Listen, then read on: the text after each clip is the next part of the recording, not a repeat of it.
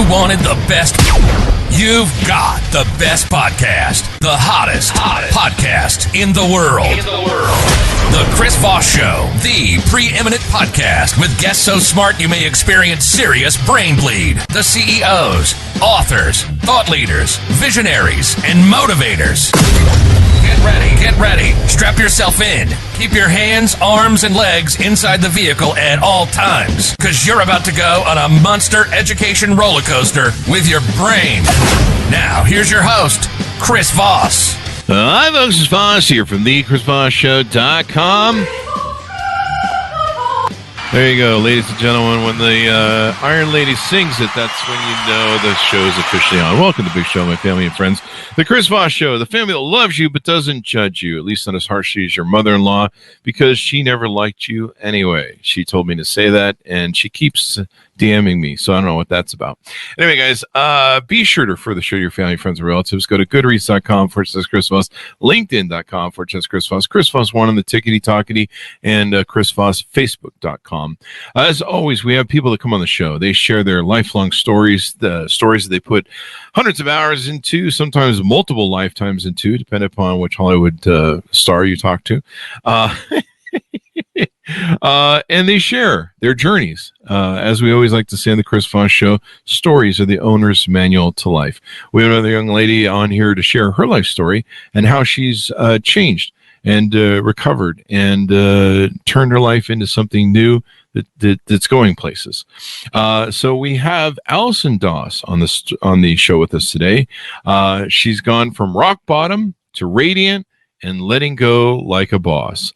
As for her biography that she sent me, it starts out with this line: "There's got to be a message in the mess," which is, I think, that's the story of my life too, and most people's lives, really, when it comes down to it.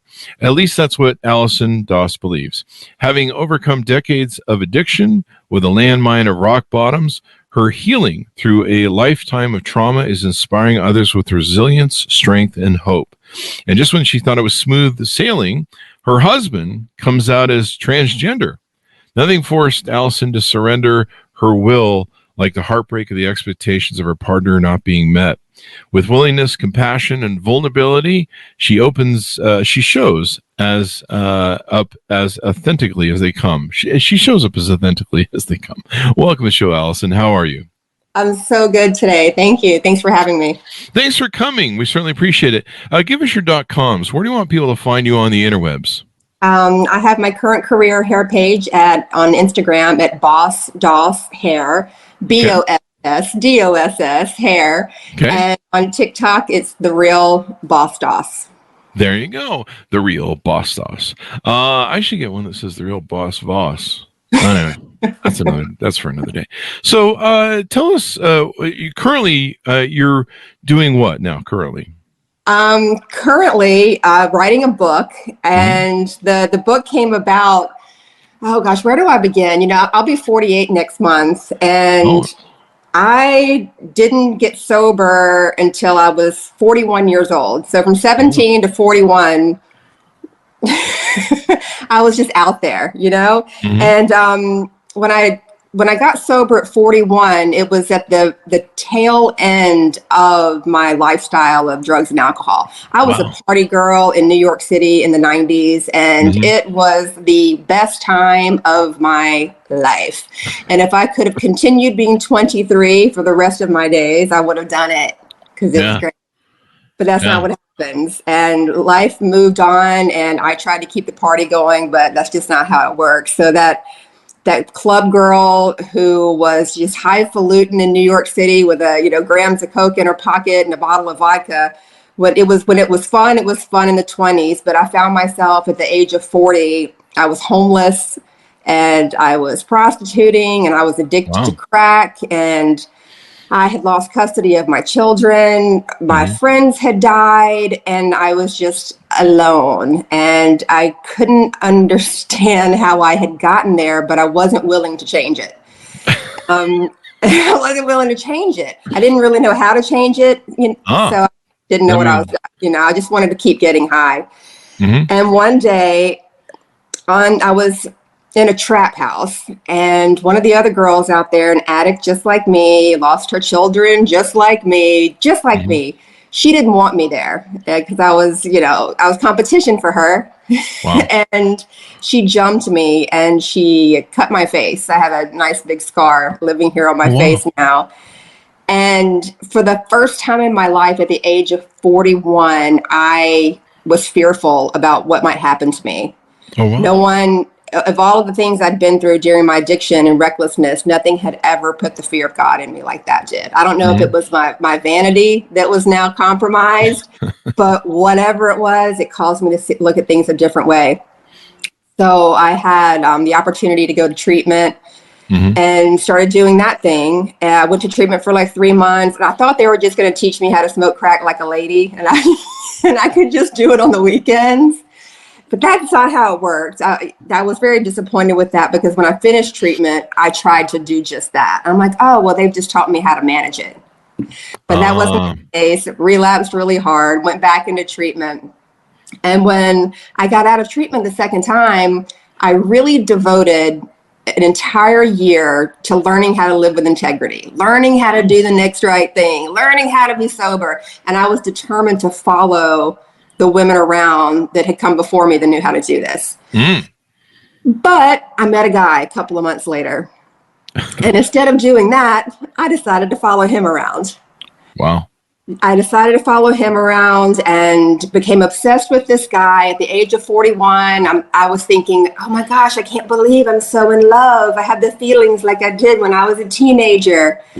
And I thought it was really something real. And we ended up getting married a year later, and we moved to LA, and we were living this life. And just about 2.5 years ago, my husband told me that he thinks he may be transgender. Holy crap. And you've been married for how long? We had been married for a year, together for 6. Oh, wow. For 6 years? 6 years. And he decides after 6 years that he thinks he's transgender, huh? Yeah. I mean, I would be lying if, let's not get it twisted. The word transgender never came into my mind, nor was it a part of any of our conversations, but there were behaviors along the way that were odd. We choked them up to being like, fetishes, perhaps. I did so much research. I was on Reddit looking at things like, is this normal? Is this real? Is this, I didn't know what was happening. He was 10 years younger than me and had a little bit of a different vocabulary than I did. There were there were terms that he would use like gender fluidity and gender fluid, and that stuff didn't make any sense to me. I didn't know what he was talking about.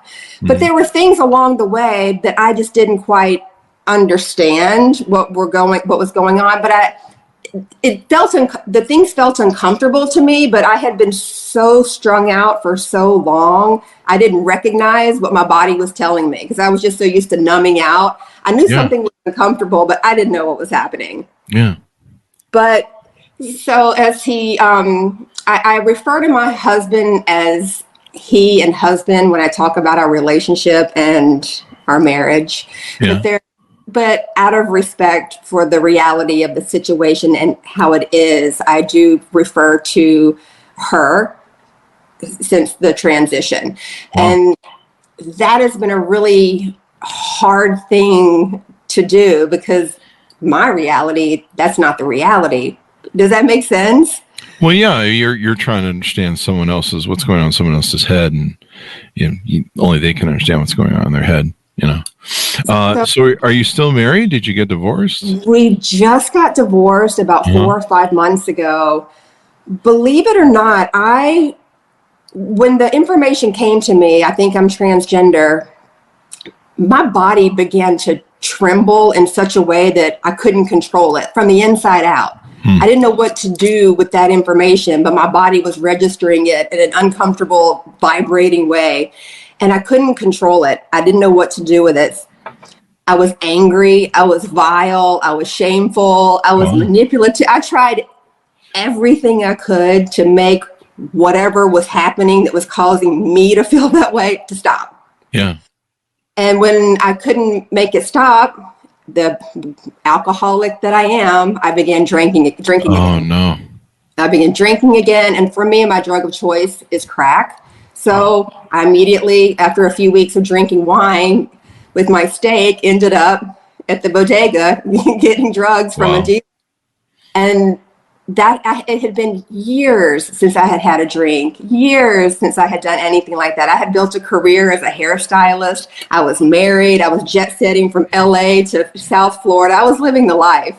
Mm-hmm. And in a matter of 3 months, I was kicked out of the HOA for disturbing and dysfunctional behaviors. And I'm like, here I go again. I mean, it's been so long since I've been here. What's happening? Mm-hmm. So I had two choices. I could continue to the bitter ends, jails, institutions, and death, which I've been to jails. I've done all that.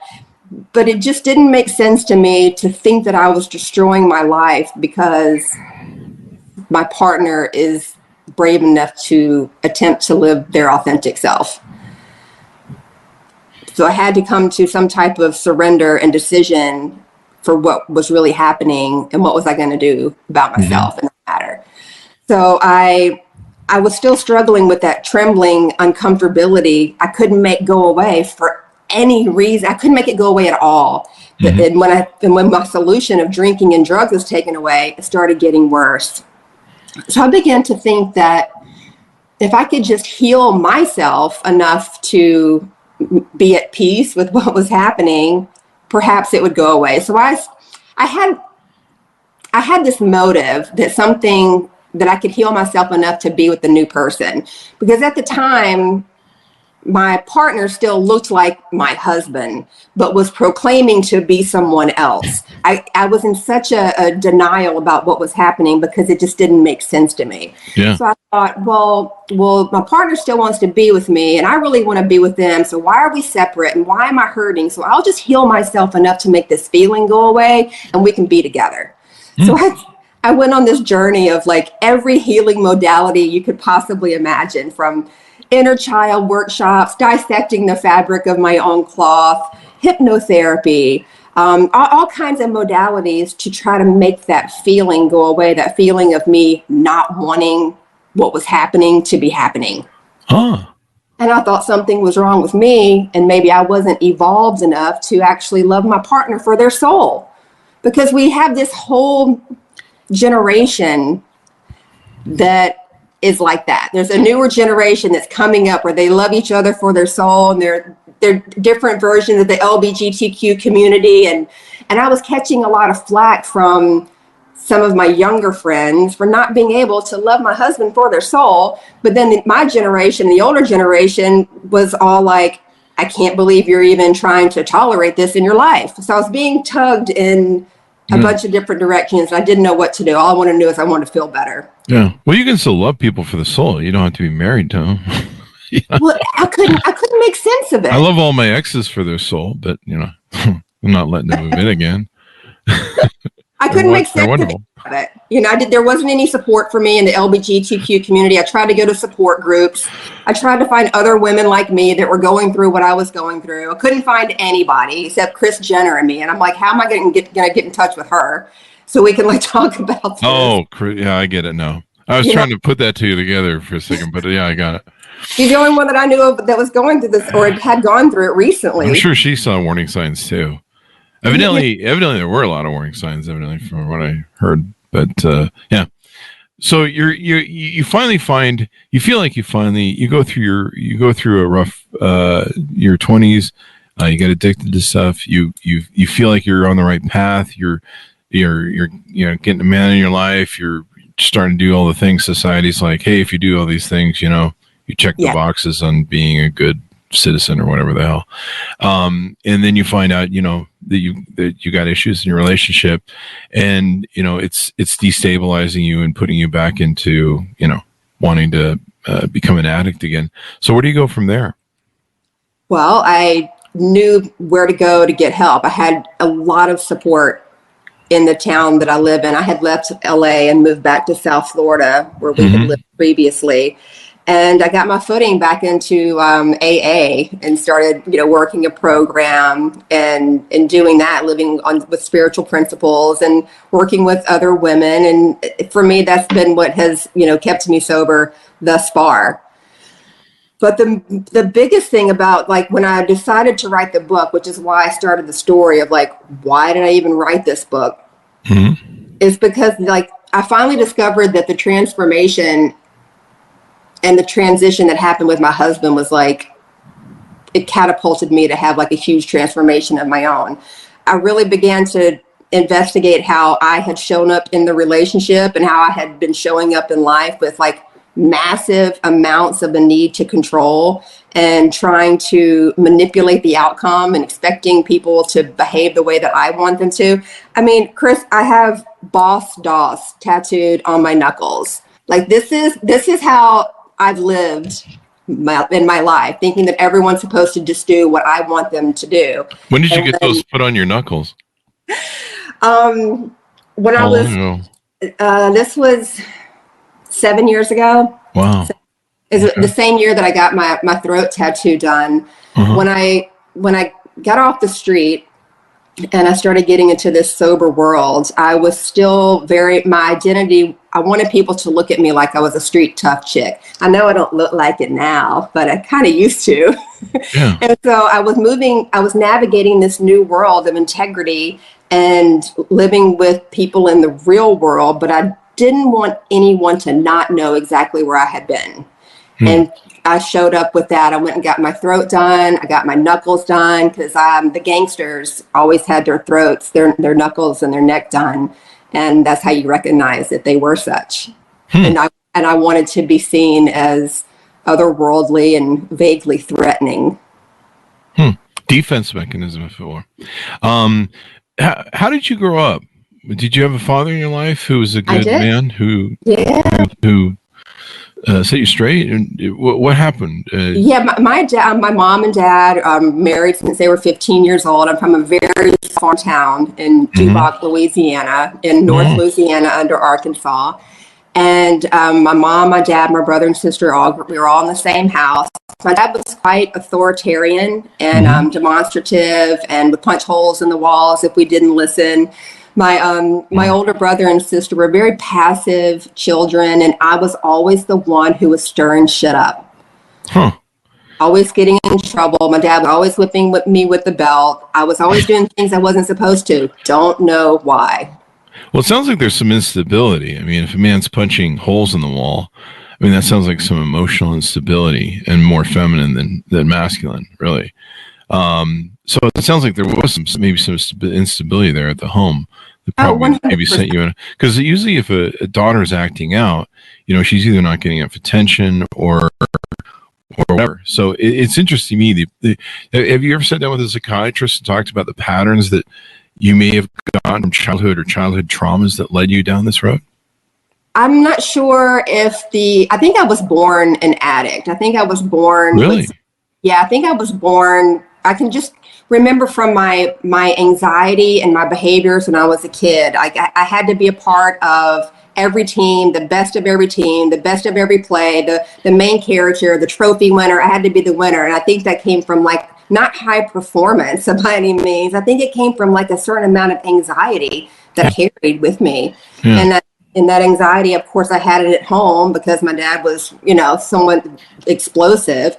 But he was he has since passed. But my dad was always the coach of the softball teams, and I was like Donnie Doss's daughter. People knew when I showed up, I was going to get shit done. And that was something that I really loved about my dad. And as much as I respected him, I feared him, but not enough to back down to him. So I thought that I was a little bit tougher than the next person because I was able to take his wrath.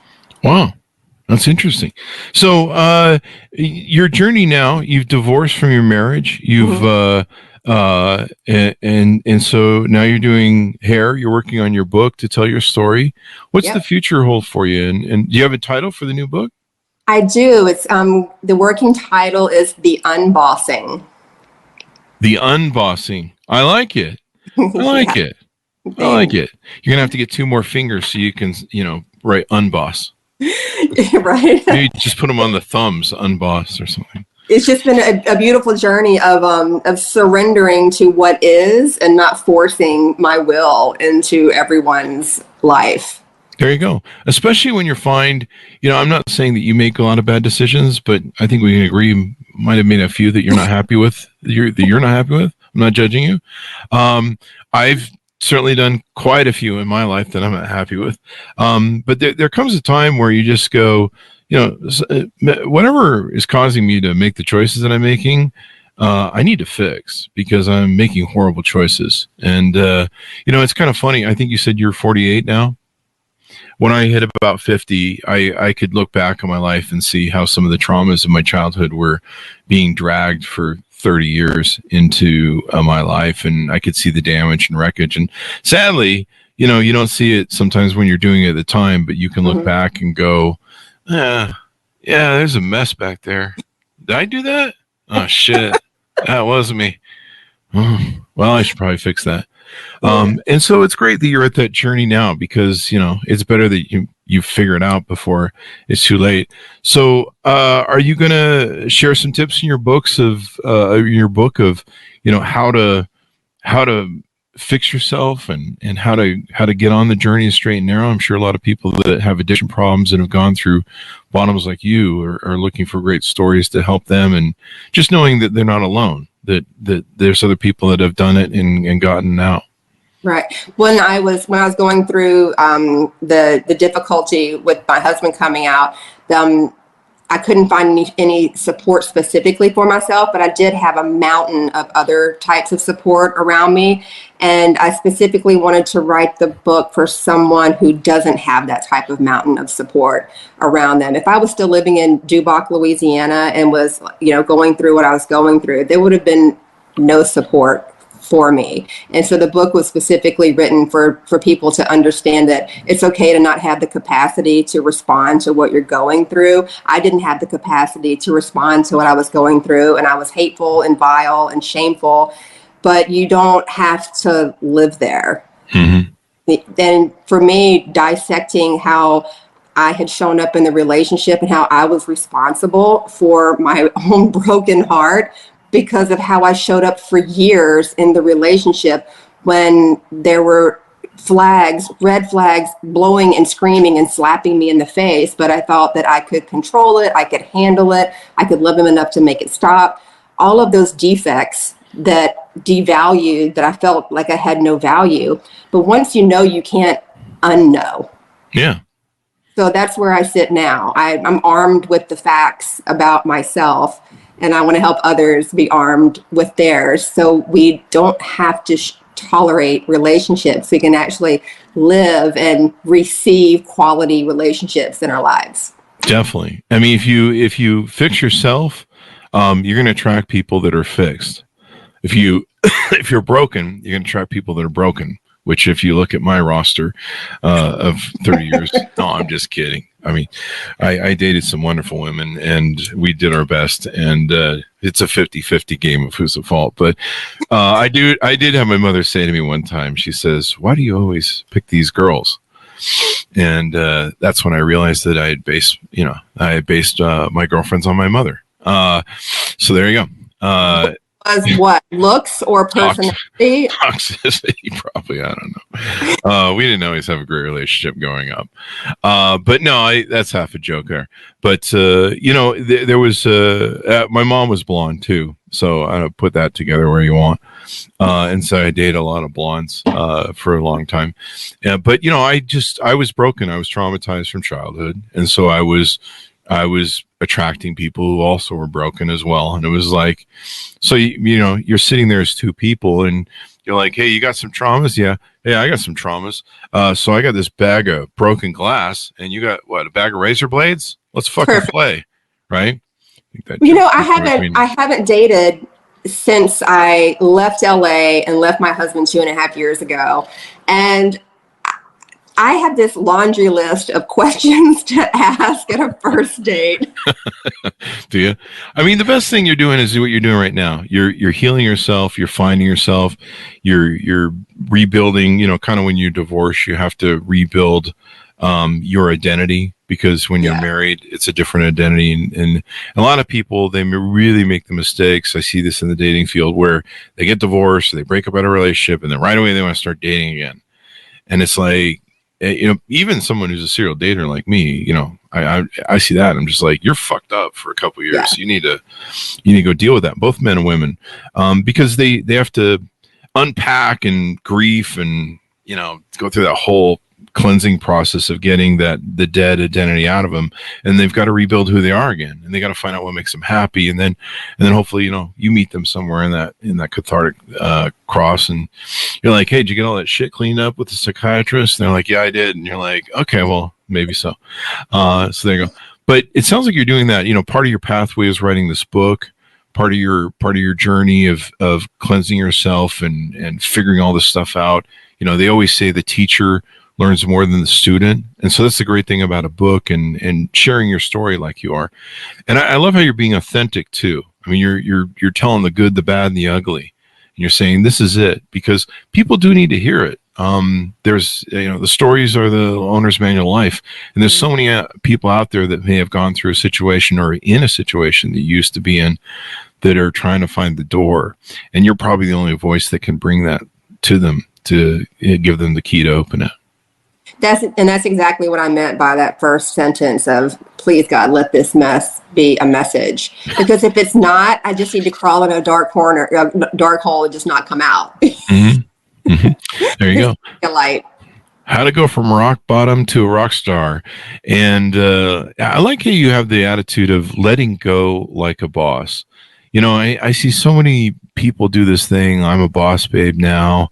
I see it in dating pools, and men don't want to date another boss. We're not, being a boss and being a leader is masculine trait. We want a feminine trait, and so I'll see these women that are just like, I'm a boss babe, I'm a boss, and you're like, I don't really want a boss. I would like a nice feminine woman who is nurturing and kind, and if I want to date another masculine person, I'll go on Grindr, date another man. And so I get why women do it, because it's, they're trying to be more masculine because they're in a masculine frame when you're in the work environment, leadership environment. But, in a relationship environment, it's a whole different thing. I don't really want to be competing with the boss babe over here, in my relationship. And that had been my attitude. Yeah. My persona for so long, and it was exhausting to try to prove something. It is, yeah. Something? What is there? There's nothing to prove.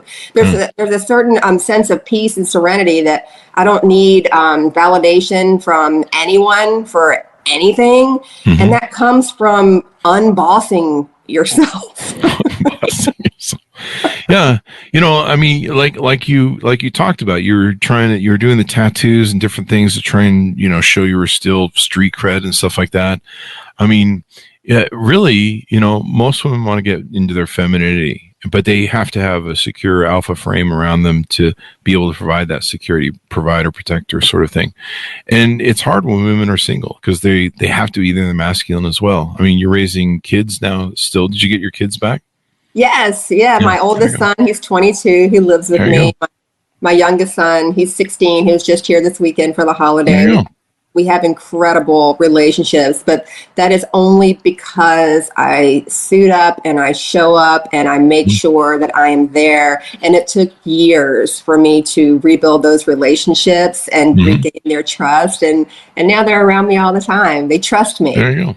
I sometimes don't even feel like I deserve it for everything that they've been through, but they're remarkably resilient, and we adore each other. There you go. And they probably love their mom. Most sons do, even if they're not the greatest moms in the world. I'm not saying you were, but terrible. No, I'm not referring to you. But I mean, I had a real toxic grandmother, so that's what's going through my head. I don't know how anybody dealt with her as a mother, but yeah, fortunately, I had a good grandmother on this side. But so now you're in a healthy state of mind. You're rebuilding yourself. You're taking care of yourself. You're getting out there. You're sharing stuff. Do you plan on maybe doing some coaching or something like that soon, where you coach people and help them? Absolutely. Yeah, I'm working on a digital course that I can offer, with the pre-sale of my book to just kind of see if there's any interest in anyone, having me help them with anything. Mm-hmm. So yeah, transformational coaching. I've hired a global transformational speaking mentor that's helping me curate my signature speech. So I'm working on that also. And I'm just super excited about the evolution of what's to come. And, when I get on my knees at night and pray, I never in a million years thought I would be grateful for everything that has happened thus far in my life. Without it, would I have purpose? Mm-hmm. And being grateful is one of the most important things. I think it really grounds you. Yeah. Where, every Sunday I do Gratitude Sunday. We call it Grateful Sunday. It's on my calendar. And so every day is on Saturday, on Sundays, it's my reflective time. It's my peace time. No one's allowed. There's no dates. There's no women of it's my Hugh Hefner used to have one day a week where he would do his journaling, his archives, and his library, and he would organize his life. He would have gratitude for his life. He'd go through this, he'd pretty much spend all of his time in his library. And so Sunday is my day where I eat alone. I have peace all day long. I start looking at my week and start getting that game in my head as to how that's going to go down and whatever I got to do, trying to catch up to emails, but mostly gratitude. So I sit down, I go through old photos, I process, the photos of my dogs, which are my children, and, put them into the different, categories and backup files. We back up everything. And so that's my time to have gratitude. And I think gratitude really grounds people. I think it's maybe, isn't it one of the tenets of AA where you have to have gratitude? You gotta, yeah. In the beginning, the gratitude is the biggest exercise. It's an action. It's not something that just comes naturally to just wake up in gratitude. It's an action, and it's something you have to practice in order for your mind to get set that way. Mm-hmm. Yeah. And it helps. I think it helps keep you grounded. It helps you appreciate yourself, maybe love yourself a little bit more. I might love myself a little too much. Yeah. He's a narcissist. I feel you. There's this pattern that I've noticed in my older age. This is not something I could have recognized when I was 20 or 30, but everything that transpires and happens, there's this incredible hindsight blessing that I'm like, oh my God, that could never have happened if so-and-so didn't happen. If and the things that have happened are incredibly tragic and hurtful and traumatic. But if that hadn't happened, I wouldn't be 2 years later looking back going, wow, if that hadn't happened, like, for example, if my husband hadn't come out as transgender and I hadn't moved back to Delray, my oldest son would not be living with me right now, which is something I had begged and prayed God for years prior to even meeting that man.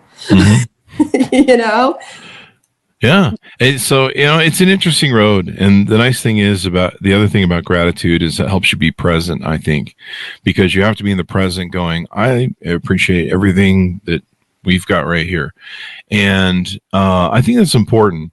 But yeah, you have to be present and go, well, the past is the past. Whatever happened, it got me here.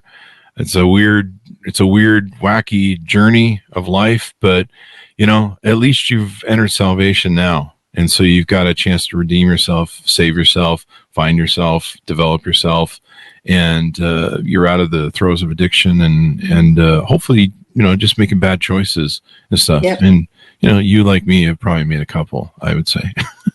98% of my life has been a bad decision. Well, But I'm so excited about the next half of my life. There you go. I didn't know that when I began getting sober, I used to, complain to my family that my life's going to be boring now. Nothing's going to be exciting. Nothing, and it was just the crazy I was addicted to, the chaos. constant chaos. And now that I don't have the chaos and I live in peace and my body feels at peace, when something rattles that, I'm like, whoa, I don't like that. I don't like that feeling of uneasiness anymore. And I'm so excited that I am grateful. I'm so excited that I feel like an expansion happening. I don't know what it is, but it feels really good. And I love that I have friends and relationships and my children are here. I'm so excited for the next half of my life. It sounds like you built a much richer life and you've got good support groups and people and yeah. So that's a great lesson for people out there who might have gone through the same thing or going the same thing, building a support group, having friends and, watching for, the people. That's one of the challenges a lot of people do that grow up in trauma or grow up in instability is they think that's normal. And so their whole life is unstable because they're like, well, that's what I grew up with. I'm comfortable with it. Yeah. And so it's good that you can acknowledge it. You can see it now coming. You can be like, well, okay, hey, what's going on here? And stay out of that whole sort of mess because you don't want to go down that road again.